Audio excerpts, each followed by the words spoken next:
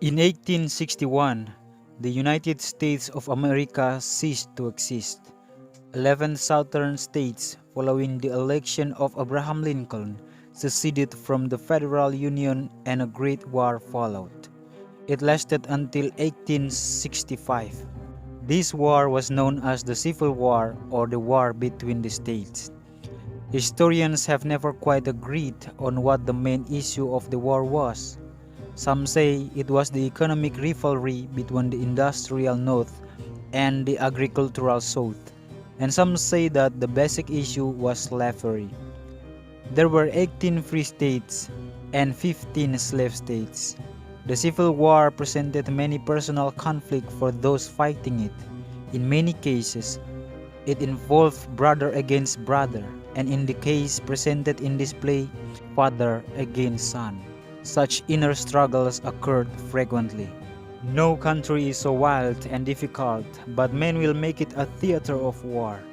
Concealed in the forest at the bottom of that military rat trap, in which 100 men in possession of the exist might have starved an army to submission, lay 5 regiments of federal infantry. At nightfall, they would take to the road again, climb to the place where their unfaithful sentinel now slept, and descending the other slope of the ridge, fall upon a camp to the enemy at about midnight. Their hope was to surprise it, for the road led to the rear of it. In case of failure, their position would be perilous in the extreme, and fail they surely would, should accident or vigilance apprise the enemy of the movement. We find a young Virginian named Carter DRUSE lying in a clump of laurel one sunny afternoon in the autumn of 1861. He had just come from his father's house. He had gone there to give his father some news. Father, a Union regiment has arrived at Grafton. I am going to join it. Well, go, my son, and whatever may occur to what you conceive to be your duty. I hope you will not think too badly of me, sir. You are a traitor, my son. However, that does not diminish my love for you. I cannot help it, Father. It's what I feel in my heart. You know, I am in agreement with President Lincoln. You know that I don't believe the Union should be divided. I am also deeply opposed to slave labor. You have a right to your beliefs, my son. Virginia will get on without you. So we both live to the end of the war. You will speak father of the mother.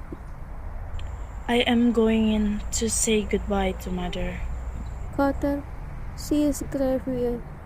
It will be best if you didn't tell her everything. I promise, Father. I will just tell her goodbye. Thank you. Mother, may I come in? Yes, my son, come in. Mother, how are you feeling? A little better, dear. A little better. Mother, I just wanted to say goodbye for a while. I am leaving today. Is your regiment leaving today?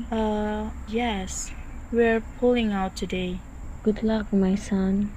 And don't worry, we're going to win. The South is going to win. Yes, Mother. Of course. We are going to win. Goodbye, Mother. Goodbye, my sweet son. God be with you. Son, your mother is in a most critical condition. At the best, she cannot be with us longer than a few weeks. I sent when I was in there that I shall most likely never see her again. It hurt me very much, Father, but I must go. I said goodbye to her. Goodbye, son. God be with you. Goodbye, Father. So Carter DRUSE, bowing reverently to his father, who returned the salute with a stately courtesy that masked a breaking heart, left the home of his childhood to go soldiering. By conscience and courage, by deeds of devotion and daring, he soon commended himself to his fellow and his officers, And it was to these qualities and to some knowledge of the country that he owed his selection for his presented perilous duty at the extreme outpost. Nevertheless, fatigue had been stronger than resolution, and he had fallen asleep. What good or bad angel came in a dream to rouse him from his state of crime? Who shall say? Without a movement, without a sound, in the profound silence and the languor of the late afternoon, some invisible messenger of fate touched with unsealing ginger the eyes of his consciousness, whispered into the ear of his spirit the mysterious awakening word which no human lips ever have spoken, no human memory ever has recalled.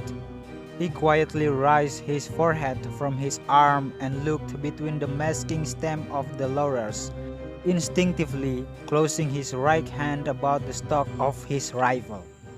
What has happened? Have I slept through the war? Is the war now over? What is that I see before me? Why it looks like a statue? A soldier on a horse against the sky. No, I am wrong. For it is not a statue. It is the enemy. I must prepare my rifle. But I cannot see the rider's face. He is turned away from me. Wait, he is starting to face me now. Oh my God.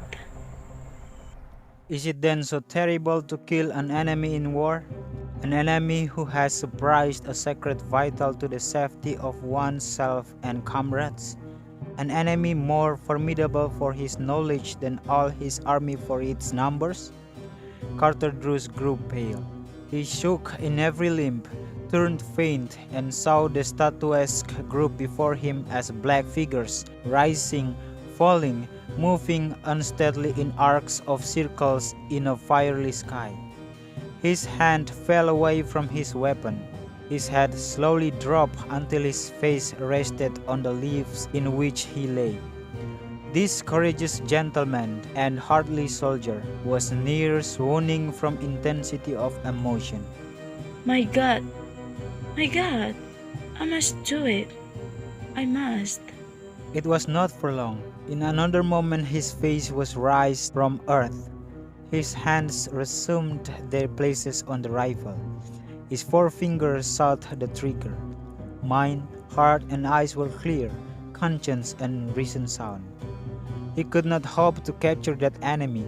To alarm him would but send him dashing to his camp with his fatal news. The duty of the soldier was plain. The man must be shot dead from ambush, without warning, without a moment's spiritual preparation, with never so much as an unspoken prayer. He must be sent to his account. But no, there is a hope. He may have discovered nothing, perhaps he is but admiring the sublimity of the landscape. If permitted, he may turn and ride carelessly away in the direction whence he came. Surely it will be possible to judge at the instant of his withdrawing whether he knows. It may well be that his fixity of attention. Druse turned his head and looked through the deeps of air downward, as from the surface to the bottom of a translucent sea. He saw creeping across the green meadow a sinuous line of figures of men and horses. Some foolish commander was permitting the soldiers of his escort to water their beasts in the open, in plain view from a dozen summits. Wait, fellow, let's make this fast. I feel Yankee eyes staring down at me. That thing full of the caption make us stop here. It's dangerous. Suits me. These poor horses couldn't have made it much farther. I couldn't have made it much farther myself. Druse withdrew his eyes from the valley and fixed them again upon the group of man and horse in the sky. And again it was through the sight of his rifle. But this time his aim was at the horse. In his memory, as if they were a divine mandate, rang the words of his father at their parting.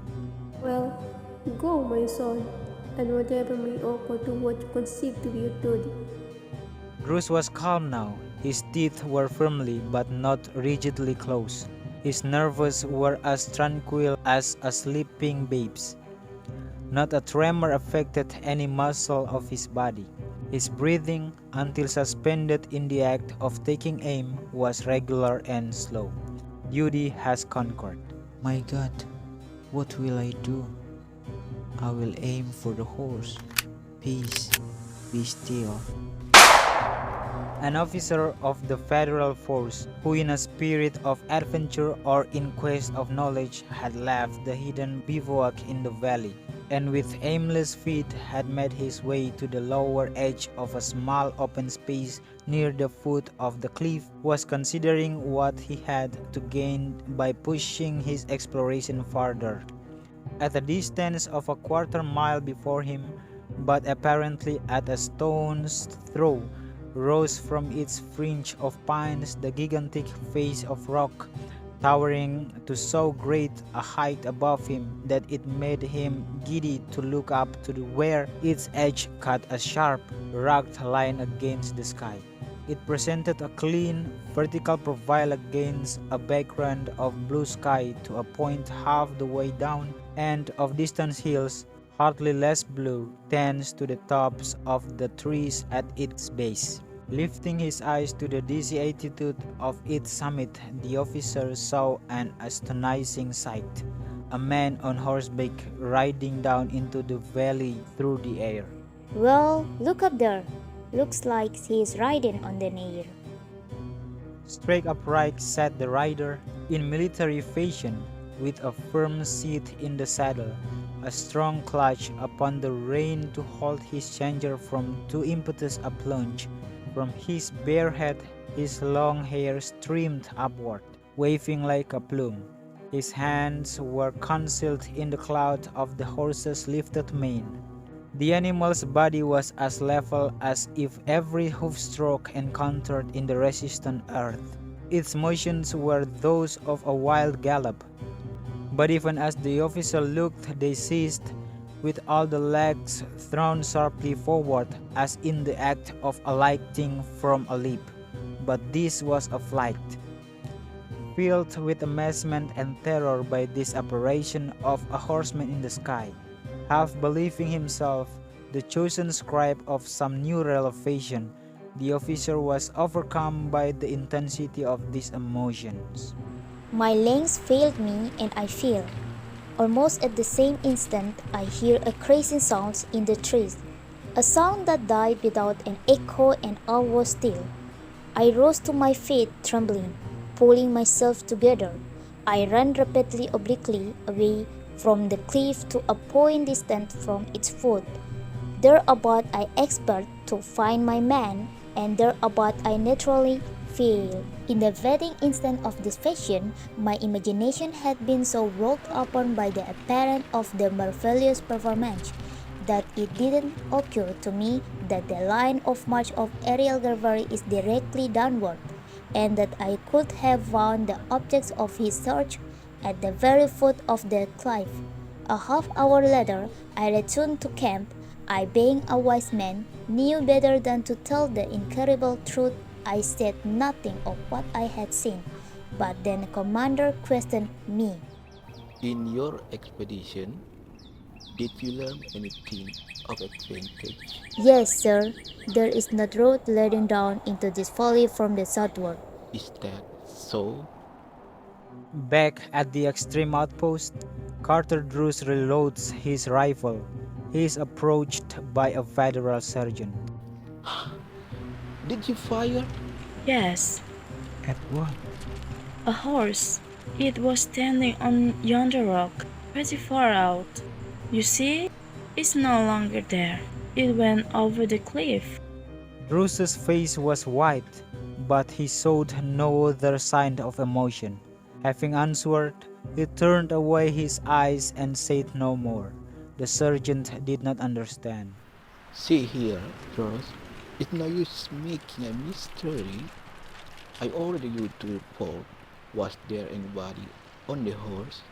Yes, Well, my father. good God. What does one do in a situation in which one must make a choice between two alternatives, both of which may be wrong morally? Carter Druse felt obliged to join an army. The decision thrust upon him a whole new set of responsibilities. He must destroy the enemy. He had a duty to protect his comrades. But the Army Code does not say how one's military obligations affect his other responsibilities, duty to God or to family. Thus, Carter Druse was forced into a situation in which either decision he made seemed morally wrong. After the war ended, many soldiers like Carter Druse returned home with heavy consciences, their enemy having been, in many cases, their own brethren. In spite of all the sorrow and pain caused, the Civil War did accomplish many things. It ended slave labor, it settled the question of whether a state could secede, and it cemented the Union of the United States of America.